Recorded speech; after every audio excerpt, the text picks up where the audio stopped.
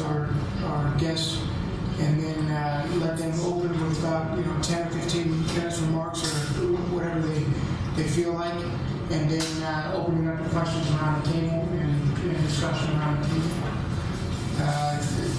On my right from Afghanistan is the Honorable Ms. Shentai Karakal, who lives in Kabul but has family in and around Kabul, and is a parliamentarian there in Afghanistan. Also, Dr. Danya Aziz from Pakistan, again, very well traveled, but it's been 10 years, ma'am, 10 years in a parliament there, and I had the honor of spending the day with her yesterday, and it was one of the best days I spent in quite a while, so it was truly a pleasure for me. Ms. Karakal, would you like to open up today? Thank you. Good afternoon, everybody. I think most of us met yesterday. My name is Shinkai, and I'm representing Afghanistan Parliamentary Lower House. More than 2 years I've been in contact with East-West Institute, and I got an invitation to be a part of this Parliamentary Women Network working for conflict resolution or promoting peace issues in the region, and definitely nobody can better understand the value of peace in Afghan, because when I was in school I just heard about killing, arresting, or torturing. Still I'm thinking, I don't know, I'm just dreaming when the day will come that you will get rid of such a situation and enjoy normal life. Maybe I could not dream for myself, but I wish I could see that dream for my kids and for my children and for the future generation of Afghanistan. And let me thank EWI for focusing on women's role or women's issues and how to strengthening their role to help them to be involved in a very important issue, which is peace and conflict resolution issues. Maybe there's lots of programs around the world and lots of big donors are working on it, but less people maybe, or maybe exceptional, like we are giving importance on the women's role or women's issue and how they could be involved, which we really needed, especially in a country like Afghanistan, when we don't have a long history of working as a politician. And being a parliamentarian, we are not like a part of a political party to run.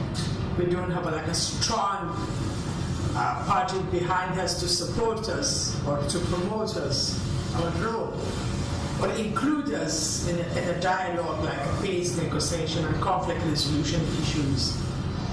But we are lucky that we have some friends around the world think how they could take care of such an important issues.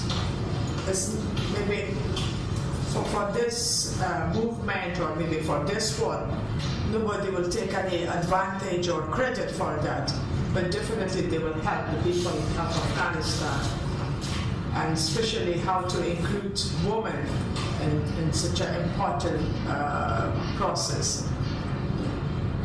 So when we first time met in Brussels, and we decided how to develop our network, our contact with the regional countries, maybe first with the neighbors, later on in the region, and finally internationally, how to bring connection and contact and make a very strong network.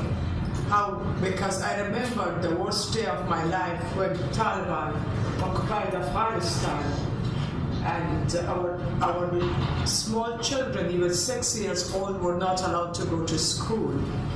And I always feel those days, why nobody raised the voice, why we were not connected with the rest of the world. That wake up and please protest for us, please raise your voice, please pressurize your government. That nobody should support such a government which absolutely they violated our rights, even rights to education. So that's the worst experience in my life, which I will always remember. So maybe this is like an opportunity for me as a woman that being a member of parliament, how I can best use my time, my life, to do something for my country and for those who needs me.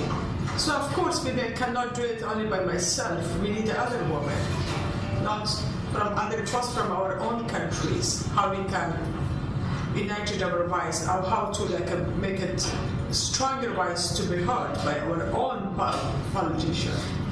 And also how we can make relation and build trust and contact with the closest country like Pakistan, which we have lots of issues.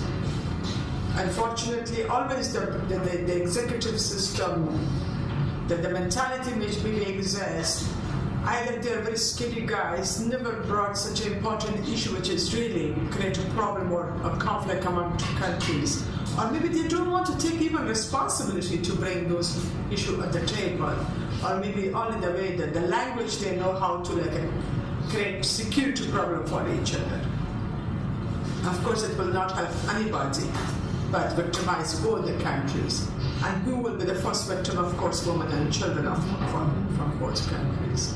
So we decided to how to develop this relation with the Pakistan Parliament. So we went to visit, and the Women Caucus of Pakistan Parliament was our host, and really we had a good day. So we especially met the Speaker of the House, which is a woman, which is also is a great thing, and especially the country like Pakistan, still very traditional, very much backward. But we are happy that she made it to be the Speaker of the House. Even she is a part of a political party, but even among the political party, she proved that she could lead the Parliament. And they were lucky they have a support of the Speaker of the House, and also we are also happy about SBS Institute to recognize her work, her efficiency, her talent, her influence, and nominate her for the award to be given to her. But we also, then we talk a lot how especially that the Taliban issue, the negotiation with the Taliban, peace talk, reintegration process, reconciliation.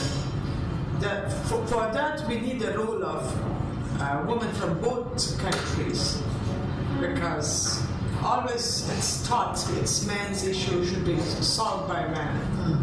And of course, they create the violence or the conflict. We are not a part of the conflict.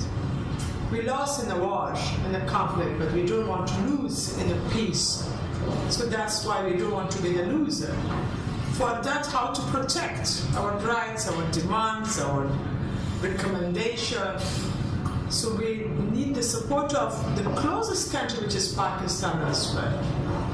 How they can also, because of course Pakistan will be involved in the entire process. But not only those ladies, but also the lady around the world. How they could also be a part of that support issues. That nobody could negotiate on the rights of women or compromise on the rights of women just to how to bring a very superficial peace in Afghanistan. So that's why if we were able to really establish, then we had a meeting in Kabul, and that's just the beginning. We need more contacts, regular contacts, how to jointly develop our priorities and action plans to implement it for all these activity and strengthening our role and build the relation, and both countries can speak for the same issue together might help women of Afghanistan. And for that we need friends like EWI or other those who are interested to really facilitate or help us.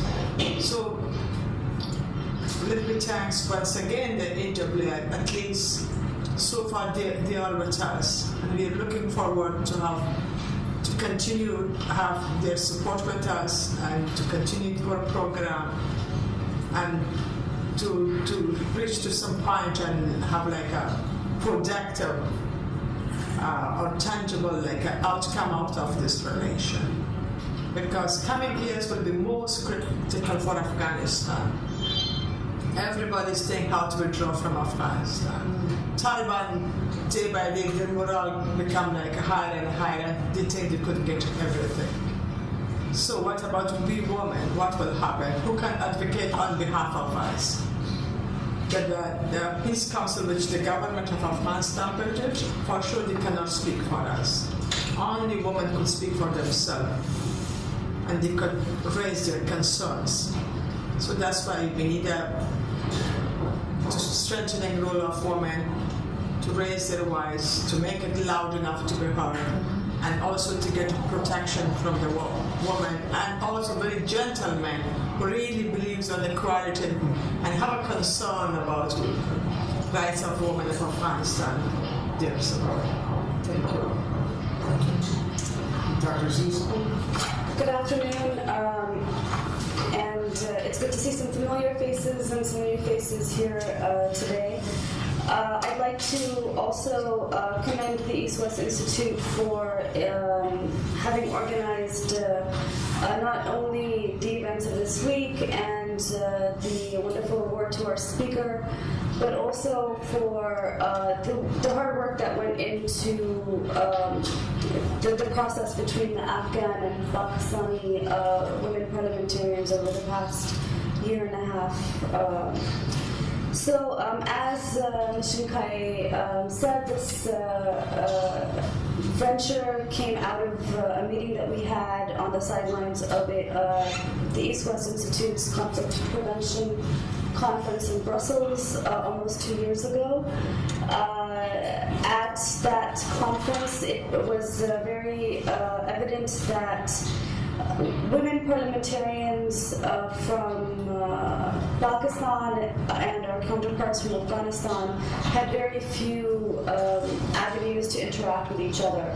And this in itself was quite a disconcerting situation since we are neighboring countries. It turned out that I knew parliamentarians from maybe New Zealand or Canada more than I did from my own neighboring country. From that, we moved forward with the East-West Institute and organized the first women's parliamentarian delegation from Afghanistan to Pakistan. The purpose, I think, the underlying purpose of the first trip was to see how we in Pakistan could help support our sisters in Afghanistan.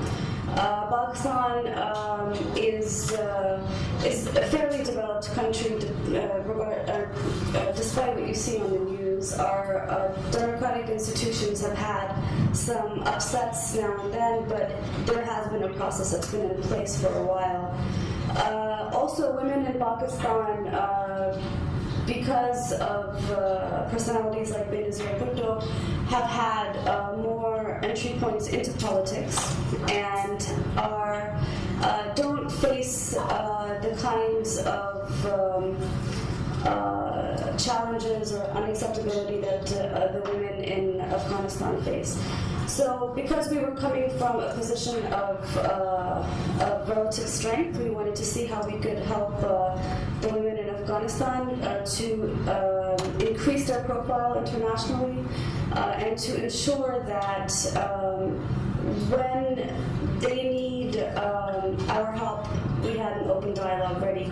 There were a few very specific things that we touched upon when they visited Islamabad. One was perhaps a relationship between our parliamentary strengthening institute, and they don't seem to have one in the Afghan parliament. Our speaker was willing to offer training of the parliamentary staff from Afghanistan to come to Pakistan, and through this initiative, that offer was conveyed to the Afghan speaker.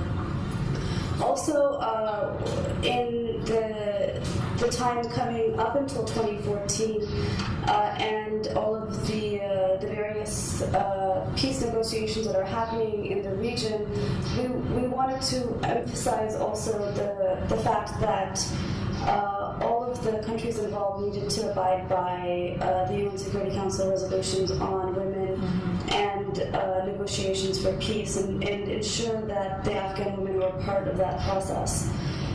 So that's what we discussed when we were in Islamabad. In Kabul, again, it was just an effort to highlight the activities of women parliamentarians on both sides and to strengthen the work that had already started. I think that when we went to Kabul, we had a very warm welcome from the president, the speaker, and parliamentarians from the Afghan side. But it was also evident that there were some ongoing issues with. Well, yeah, I mean, our visit coincided with the spring offensive of the Taliban, so there were a lot of bomb blasts and gunshots, but it didn't faze us, I think, as much as it fazed the EWI staff. You've seen it. How many hours? We were stuck. We luckily were in the Pakistani embassy for lunch when the attack started, and the embassy was a good half an hour away from where the attacks were. Had we been at the hotel, we would have been right in the center of it. So we ended up being sequestered in the embassy for about 8 hours. And I think Joel and Jessica were both very brave to rough it out with us, but what matters is we all got home safely. I think that it seemed evident to us that without an open dialogue, channel for dialogue, especially in the time preceding the 2014 withdrawal of the heavy presence in Afghanistan, that things can get really sticky between the two countries. Obviously, there's a lot that needs to be done on the Afghan side for them to stabilize their country, for them to internally deal with the issues that they face, and as Pakistanis, we would like to ensure that we're there to support them in whatever process is owned by and led by the Afghan government and the Afghan people. I think that unfortunately we've had a history of playing the blame game, and we feel that it would be better for us to be in dialogue with the Afghans rather than being just on the receiving end of blame, because they do have a difficult time coming up ahead.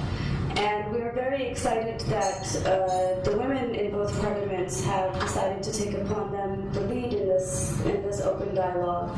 And we're very grateful for the East-West Institute for providing that third-party space for this dialogue.